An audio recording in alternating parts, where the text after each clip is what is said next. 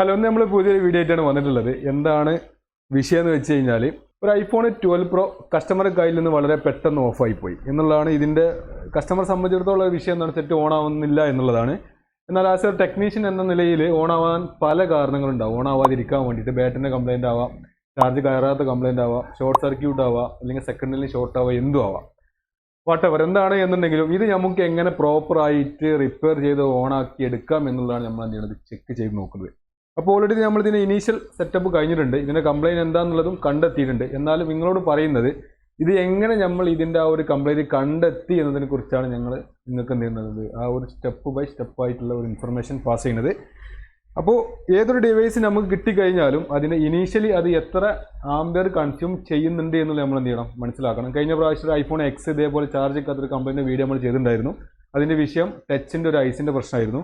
അതേപോലെ ഇതിനെന്താണ് പ്രശ്നം എന്നുള്ളത് എങ്ങനെ കണ്ടെത്തി എന്നുള്ളതിൻ്റെ ആ ഒരു സ്റ്റെപ്പ് ബൈ സ്റ്റെപ്പ് നമ്മൾ എന്ത് ചെയ്യണം പറയാൻ പോവുകയാണ്. ഏതൊരു ഫോൺ കിട്ടിക്കഴിഞ്ഞാലും അത് എന്ത് ചെയ്യണം, ആദ്യം നമ്മൾ ഇതിനെ പവർ സപ്ലൈയിൽ കണക്ട് ചെയ്ത് നോക്കണം എന്താണ് വിഷയം എന്നുള്ളത്. ഒരു ഡിവൈസ് ഫുൾ ഷോർട്ട് കണ്ടീഷൻ ആണ് എന്നുണ്ടെങ്കിൽ അതിൻ്റെ മാക്സിമം ആംബിയർ, അതായത് ആംബിയർ എന്ന് പറഞ്ഞു കഴിഞ്ഞാൽ അറിയുന്നു വിചാരിക്കുന്നു, ഈ കാണുന്നതാണ് ഇതിൻ്റെ മാക്സിമം ആംബിയർ. ഇത് 3 സെറ്റ് ആയിട്ടുള്ളത് എന്നുണ്ടെങ്കിൽ ആ 3 ആംബിയർ എന്ത് ചെയ്യും, കൺസ്യൂം ചെയ്യും. അപ്പോൾ ഇതിൻ്റെ പ്രശ്നം എന്ന് പറഞ്ഞു കഴിഞ്ഞാൽ നമ്മൾ ആദ്യം പറഞ്ഞുതരാം. 12 Pro ഇത് 12 Pro നമ്മൾ എന്ത് ചെയ്യണം, ഇതിൻ്റെ പവർ സപ്ലൈ നമ്മൾ എന്ത് ചെയ്യണം, കണക്ട് ചെയ്യുകയാണ്. കണക്ട് ചെയ്യുമ്പോൾ എടുക്കുന്ന ആംബിയർ എന്താണോ അതാണ് നമ്മൾ എന്ത് ചെയ്യേണ്ടത്, ആദ്യം മനസ്സിലാക്കേണ്ടത്. ഓണാക്കുമ്പോൾ തന്നെ ഏകദേശം എടുക്കുന്നത് 1 ആംബിയർ ആണ്. അതായത് 1 ആംബിയർ, അതായത് 800, 900 ആ റേഞ്ചിലുള്ള മില്ലി ആംബിയർ, 0.800 അല്ലെങ്കിൽ 1 ആംബിയർ ആണ് ഇതിൻ്റെ ഡയറക്റ്റ് പവർ സപ്ലൈയിൽ കണക്ട് ചെയ്യുമ്പോൾ തന്നെ എടുക്കുന്നത്. അത് 2 കാരണങ്ങൾ കൊണ്ടായിരിക്കാം. ഒന്ന്, അതിൻ്റെ VPH ലൈന് ലീക്കേജ് ആയത്, VDD മെയിൻ ഷോർട്ട് ആയതോ അല്ലെങ്കിൽ ലീക്കേജ് ആയാലോ ആണ്. ഫുൾ ഷോർട്ട് ആണെന്നുണ്ടെങ്കിൽ മാക്സിമം ആംബിയർ കൺസ്യൂം ചെയ്യും. കാരണം റെസിസ്റ്റൻസ് കുറയുമ്പോൾ എന്ത് ചെയ്യും, ആംബിയർ എന്ത് ചെയ്യും, കൂടും എന്നുള്ളൊരു ബേസിക് ഓംസ് ലോയുടെ തിയറി ഉണ്ട്. അതേപോലെ നോക്കുകയാണെന്നുണ്ടെങ്കിൽ നമുക്ക് എന്ത് ചെയ്യണം, ആദ്യം അതിൻ്റെ ബാറ്ററി കണക്ടറിൽ എന്ത് നോക്കണം, അതിൻ്റെ റീഡിങ് എത്രയാണ് നോക്കണം. നോർമൽ റീഡിങ് എത്രയെന്നുള്ളത് നമ്മൾ ആദ്യം മനസ്സിലാക്കണം. നോർമൽ റീഡിംഗ് എന്ന് പറഞ്ഞു കഴിഞ്ഞാൽ ഒരു ബാറ്ററി കണക്ടറിലെ നോർമൽ റീഡിംഗ് എന്ന് പറഞ്ഞു കഴിഞ്ഞാൽ നമുക്ക് ഒരു ZXW ഉണ്ടെന്നുണ്ടെങ്കിൽ നമുക്ക് മനസ്സിലാക്കാൻ പറ്റും. ഈ കാണുന്ന ഒരു 309 ആണ്. അതവിടെ വരുന്നുണ്ടോ എന്നുള്ളത് നമ്മൾ എന്ത് ചെയ്ത് നോക്കുക, ചെക്ക് ചെയ്ത് നോക്കുക. അപ്പോൾ നമ്മൾ ആദ്യം ചെക്ക് ചെയ്യാൻ പോകുന്നത്, അപ്പോൾ മീറ്റർ എന്ത് ചെയ്യുക, ആദ്യം ഡയോഡ് മോഡിൽ സെറ്റ് ചെയ്യുക. അങ്ങനത്തെ കാര്യങ്ങൾ നമ്മൾ ഇതിൽ പറയുന്നില്ല. നമ്മൾ എന്ത് ചെയ്യണം, ബാറ്ററി കൺട്രോൾ ചെക്ക് ചെയ്ത് നോക്കുക. ഈ മേലെ കാണുന്ന പോയിന്റ് നമ്മൾ ചെക്ക് ചെയ്യുമ്പോൾ നമുക്ക് കിട്ടുന്ന വാല്യൂ എന്ന് പറഞ്ഞു കഴിഞ്ഞാൽ 301 ആണ്. ZXW കാണിക്കുന്നത് 380 ആണ്. ഏകദേശം ഒരു 8 ഓംസിൻ്റെ വ്യത്യാസം. അതൊന്നും ഒരു വലിയ വിഷയമുള്ള കേസല്ല. അപ്പോൾ അതിൻ്റെ ബാറ്ററി കൺട്രോൾ എന്തില്ല, പ്രശ്നങ്ങളില്ല. ഇനി നമ്മൾ നോക്കാൻ പോകുന്നത് അതിൻ്റെ സപ്ലൈ VDD മെയിൻ ആയിട്ട് പോകുന്ന ഒരു ഏരിയ ഉണ്ട്. ആ ഏരിയയും കൂടി നമ്മൾ എത്ര റീഡിങ് വരുന്നുള്ളത് ചെക്ക് ചെയ്ത് നോക്കുക. അപ്പോൾ ഇതേപോലെ സർക്യൂട്ടിൽ നമുക്ക് കാണാൻ പറ്റുക, അത് നേരെ പോകുന്നത് ഒരു ഏത് ലൈനിലേക്കാണ് പോകുന്നത് നോക്കിയാണ്. ഇവിടെ ചെറിയൊരു ഉണ്ട്. അത് കഴിഞ്ഞിട്ടുള്ള ലൈനാണ് അത് VDD മെയിൻ ആക്കിയിട്ട് എന്താണത് സ്വിച്ച് ചെയ്ത് പോകുന്നത്. അതായത് ഇതിലൂടെ പാസ് ചെയ്തിട്ടാണ് ഈ പോകുന്നത്.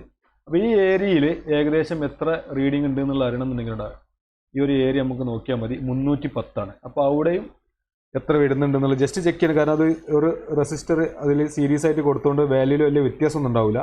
ആ നോർമൽ ആയിട്ടുള്ള നമുക്ക് ആ ബാറ്ററി കൺട്രോൾ കിട്ടിയ അതേ വാല്യൂ തന്നെ ആയിരിക്കും അവിടെ തന്നെ കിട്ടുക. വലിയ വ്യത്യാസങ്ങളൊന്നും ഉണ്ടാവില്ല. ഏകദേശം 302 തന്നെയാണ്. ഓക്കെ അല്ലേ, 302 തന്നെ അവിടെ കിട്ടുന്നുണ്ട്. അപ്പോൾ അതിൻ്റെ അർത്ഥം ആ ലൈനും അല്ല എന്ത്, ഷോർട്ട് സർക്യൂട്ട് എന്നുള്ളതാണ്. അപ്പോൾ നമ്മൾ എന്ത് ചെയ്യണം, അത് എങ്ങനെയാണ് കണ്ടെത്തുക എന്നുള്ളത് നമുക്ക് 2 രീതിയിൽ സെറ്റ് ചെയ്യാൻ പറ്റും. നോർമലി ഒരു ഐഫോൺ ആണെന്നുണ്ടെങ്കിൽ ഡയറക്റ്റ് വോൾട്ടേജ് കൊടുത്ത പാട് ഔട്ട്പുട്ടിലേക്ക് വരുന്ന ഒരുപാട് സപ്ലൈ ലൈനുകളുണ്ട്. ഒന്ന് അതിൻ്റെ ഓഡിയോ സെക്ഷനിൽ വരുന്ന ആ ഒരു ബൂസ്റ്റ് സർക്യൂട്ട് ഇതേപോലെ ഡയറക്റ്റ് ഓൺ, അതായത് പവർ ബട്ടൺ നെക്കി കഴിഞ്ഞാൽ, പക്ഷേ അത് പവർ ബട്ടൺ നെക്കാതെ തന്നെ വരുന്നുണ്ട്. പിന്നെ വരുന്ന ചാൻസ് എന്ന് പറഞ്ഞാൽ ഡയറക്റ്റ് വരുന്നത് PP VDD ബൂസ്റ്റ് എന്ന് പറയുന്ന ഒരു ഐസിൻ്റെ ഔട്ട്പുട്ടിൽ ഷോർട്ട് ഉണ്ടെന്നുണ്ടെങ്കിലും ഇതേപോലെ ഒരു കംപ്ലയിൻറ്റ് വരും. അപ്പോൾ എന്ത് ചെയ്ത് നോക്കാം, നമുക്ക് ആ ഒരു ലൈനിലാണ് ഷോർട്ട് എന്ന് നമുക്ക് ചെക്ക് ചെയ്ത് നോക്കാം. അത് നമുക്ക് തിയറിറ്റിക്കലി അങ്ങനെ ഏതൊക്കെയാണ് സ്റ്റെപ്പ് ബൈ സ്റ്റെപ്പ് ഏതൊക്കെ വോൾട്ടേജുകളാണ് ഡയറക്റ്റ് ഔട്ട്പുട്ടിലേക്ക് വരുന്നത് എന്ന് മനസ്സിലാക്കി കഴിഞ്ഞാൽ നമുക്ക് ഡയറക്റ്റ് നമ്മൾ എക്സ്പീരിയൻസ് ഒന്നും അല്ലാതെ സർക്യൂട്ടൊക്കെ നോക്കിയിട്ട് പഠിച്ച ഒരാൾക്ക് ഡയറക്റ്റ് ഏതൊക്കെ വോൾട്ടേജുകൾ അങ്ങനെ വരുന്നുണ്ടെന്ന് മനസ്സിലാക്കി ഡയറക്റ്റ് അവിടെ പോയി ചെക്ക് ചെയ്ത് നോക്കാം.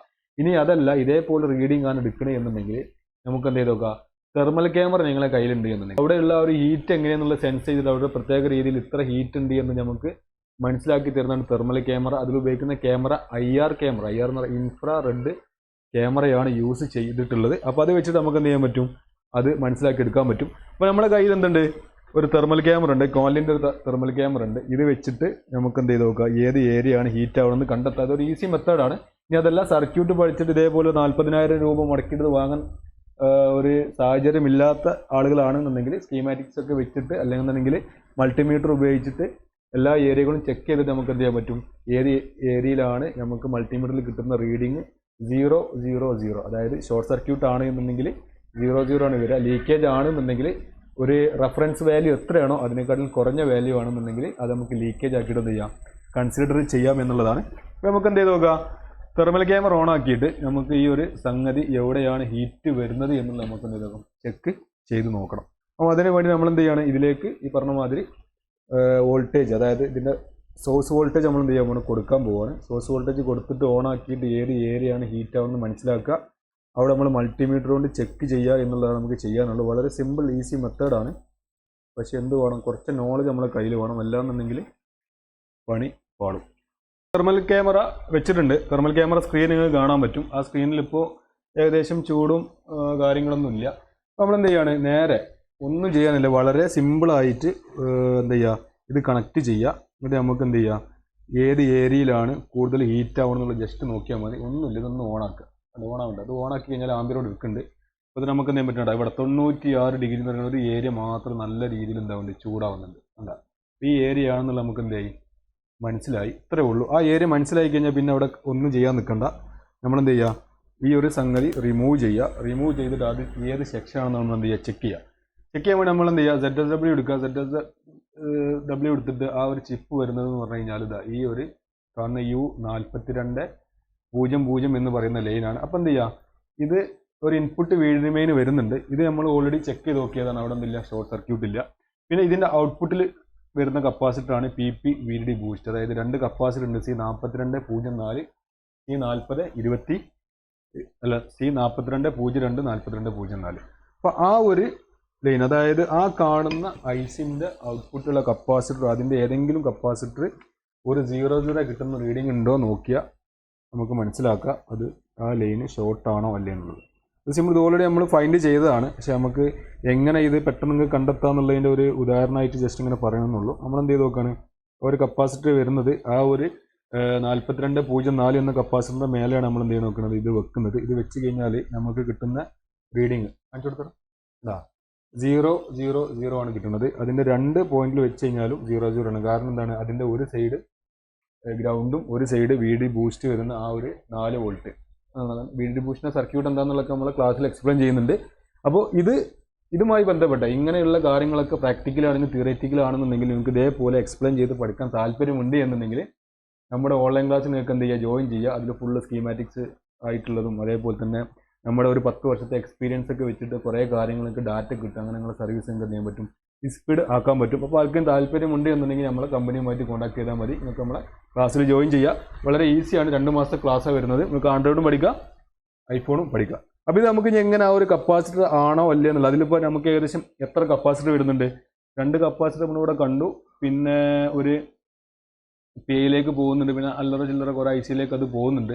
നമുക്കത് ഏതാണ് എന്നുള്ളത് അറിയണമെന്നുണ്ടെങ്കിൽ ഇപ്പോൾ തെർമൽ ക്യാമറ ഉണ്ടായതുകൊണ്ട് നമുക്ക് മനസ്സിലായി ആ ഒരു ഏരിയ നല്ല ഹീറ്റ് വരുന്നുള്ളൂ. അപ്പോൾ നമുക്ക് അവിടെ എന്ത് ചെയ്ത് നോക്കാം, ആ 2 കപ്പാസിറ്ററിൻ്റെ മേലെ ലേസം ഫ്ലെക്സ് എന്ത് ചെയ്യുക, അപ്ലൈ ചെയ്ത് കൊടുക്കുക. ഫ്ലെക്സ് ഒന്നുമില്ല, ആ 2 കപ്പാസിറ്ററിൻ്റെ മേലെ നമ്മൾ എന്ത് ചെയ്യുക, ഫ്ലെക്സ് ഇട്ട് കൊടുക്കുക. എന്നിട്ട് എന്ത് ചെയ്യുക, നേരത്തെ പറഞ്ഞ അതേമാതിരി നമ്മൾ എന്ത് ചെയ്യുക, ആ ഒരു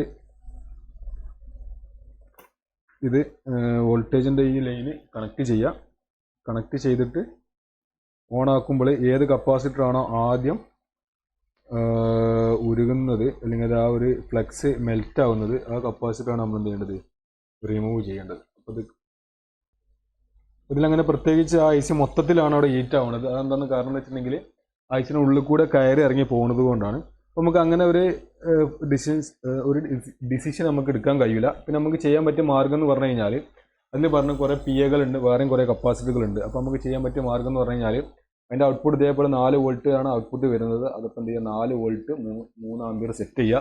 എന്നിട്ട് ആ C4204 എന്ന് പറയുന്ന ഈ ഒരു പോയിന്റിലോ അല്ല എന്നുണ്ടെങ്കിൽ നമുക്ക് ടെസ്റ്റ് എടുക്കാൻ പറ്റിയ വേറെ ഏതെങ്കിലും പോയിന്റിലോ എന്ത് ചെയ്യുക, ജസ്റ്റ് ഒന്ന് ഇഞ്ചക്ട് ചെയ്ത് നോക്കുക എവിടെയാണ് ഹീറ്റ് ആവുന്നത് എന്നുള്ളത്. ഇങ്ങനെ ഇത് ചെക്ക് ചെയ്യാൻ പറ്റുള്ളൂ. അപ്പോൾ ഇതിൽ ഏത് കപ്പാസിറ്റർ ആണെന്നുള്ളത് അറിയാനുള്ള മാർഗ്ഗമാണ്. ഇതിൽ തന്നെ ഏതോ ഒന്നാണ് മെൽറ്റ് ആവണത്. അപ്പോൾ നമുക്ക് അത് ഹീറ്റ് ആവുന്ന കപ്പാസിറ്റർ എന്ന് പറഞ്ഞു കഴിഞ്ഞാൽ നമ്മളത് വോൾട്ടേജ് ഇൻഡക്ട് അതായത് ബാറ്ററി കറണ്ട് കൊടുക്കുന്ന സമയത്ത് ഐ സി മൊത്തത്തിൽ ഹീറ്റ് ആവുകയാണ്. അപ്പോൾ നമ്മളത് പ്രത്യേകം അവർ 4 വോൾട്ട് 3 ആമ്പിയർ സെറ്റ് ചെയ്യുമ്പോൾ ആ ഒരു C4202 എന്ന് പറയുന്ന ഒരു കപ്പാസിറ്ററാണ് ഓവറായിട്ട് ഹീറ്റ് ആവുന്നത്. അപ്പോൾ അതിലേക്ക് എത്ര വോൾട്ടേജ് കൊടുക്കാം എന്നുള്ളതൊക്കെ നിങ്ങൾ അതിൻ്റെ സർക്യൂട്ട് നോക്കിയിട്ട് എത്ര വോൾട്ടേജ് ആണ് വരുന്നതൊക്കെ മനസ്സിലാക്കിയിട്ട് വേണം നമ്മൾ ചെയ്യാൻ.